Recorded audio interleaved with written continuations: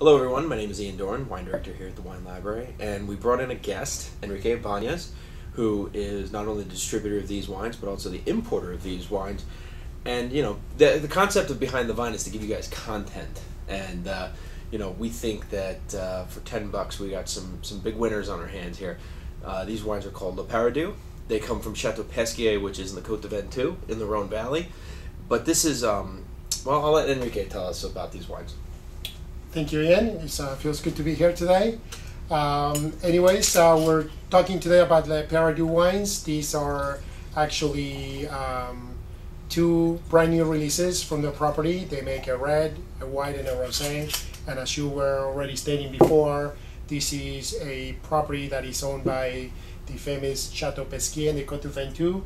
These two wines are from an area called the Côte de Luberon, which is just south of the Ventoux. It is sort of where Provence meets the Southern Rhone. Paradou means meals in Old Provençal language. What we have here are two wines that are basically fermented in stainless steel tanks, and they're brought up in tank, and in the case of the Grenache, in cement as well. And that's to maintain the freshness of these wines. Obviously, these are priced day to day, so they're meant to be consumed on the early side, despite the fact that they're both 09 vintage. So, I mean, maybe you saw my expression there. Definitely a wow on the nose, but that's Viognier in general. Viognier in general has a very wow, floral, exciting nose. You know, for the big Rhone fans out there, you know it's co-fermented with Syrah a lot of times. Starting to see some experimental stuff in California now, where they're getting, you know, a little wacky with the Rhone blends, and, you know, a little Petit Syrah, a little Viognier, you know, doing some different things like that. So, you know, Viognier is there for the wow, you know, on the nose. And it's a low acid variety, so this is not something you want to age by any stretch of the imagination.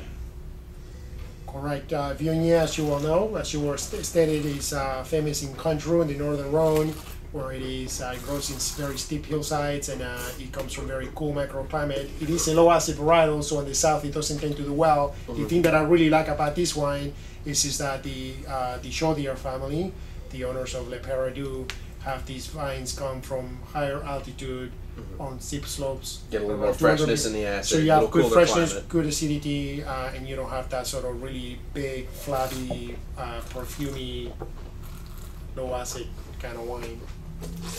I think if you've never had Viognier before, and you're like, well, you know, I'm not buying Condroux because, let's face it, you know, it's $40, $50 to get a decent one. But I think this really captures the essence of Viognier really well. I mean, it has some acidity. It's not like an overwhelming. It's not like Riesling or Shannon or, you know, even like a good Chardonnay from Burgundy. It's definitely got that kind of like waxy lanolin quality that you get out of good Viognier. Obviously, you know, it's a very upfront wine. It doesn't have a huge finish, but for $10, if you're a Viognier fan, you're gonna love this. I mean, I really think it's a terrific bottle of wine, and I think it's just well made. It captures the variety, and at $10, you know, I think this is exactly what you want. Yeah, it has lovely hints of apricot and peaches and some green apple. And screw cap. Screw cap, easy to open. Gotta love the screw cap. And I hope that you guys do too. I'm a big fan of the screw cap. You know, it's a wine you're gonna drink now. Don't fear the screw cap. You know, that's a big thing for me. Don't fear the screw cap on a wine. I mean, look, if this was Palmyre or Domaine Romanée-Conti, yeah, I'd probably be a little upset. I do think that high quality cork does have its place in the marketplace, especially if it's been checked out. But you know what? I think all $10 wines should be under screw cap. How about that? So I think it's just pertinent for people to get a good, true bottle. There's nothing worse than open up a $10 bottle of wine and going, damn it, it's corked. You know, nothing worse at the end of the day. I would agree with that. This is all Grenache. This used to be a Grenache Syrah blend. They changed it. It's 100% Grenache now. Correct.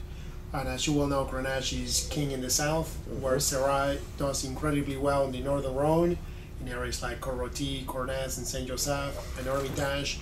In the south, it can do well in some areas, but Grenache is king. So this is a great example of 100% Grenache raised in tank and cement. Nice finish too. It's funny because I think Grenache, you know, it's probably the most underrated variety of all time, and I can easily stipulate that by the fact that people love Côte de Rhone. Vaccaros and Gigondas have really come around in the last 10 years, and Chateauneuf du Pape. But people don't know the base variety for all of that is Grenache, and it's such a weird thing, because people go, Grenache, what's that? Ooh, it's kind of mysterious. And people are almost afraid of it, and I don't know why people don't buy more Grenache labeled as Grenache, because it's in so much of what people really enjoy to drink as it stands. And I think it's just kind of, it needs a little bit of time. Somebody's got to do some right marketing. But Grenache makes fantastic, good, inexpensive wine. Good premium wines as well. As you know, the Chateauneuf de Pape is not cheap, but that good, inexpensive red, I think you can make good, inexpensive Grenache better than, say, good Merlot, good Cabernet, things that need later ripening. You could pick Grenache early, maintains a nice freshness. And this has got some backbone, where I thought the Viognier kind of flattened off on the finish. This really brings it on. Good tannins. Well, 14% alcohol, definitely there's good body, but I think there's wonderful balance of fruit, alcohol, and acidity.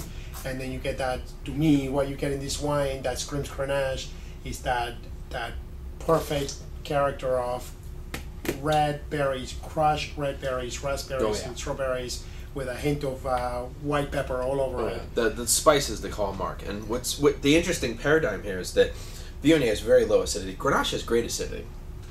Excellent food wine. I think excellent for food pairings, as the name implies. The meals, right? Absolutely. So, I mean, I think these are definitely food-friendly, great day-to-day wines. I think they're definitely exciting.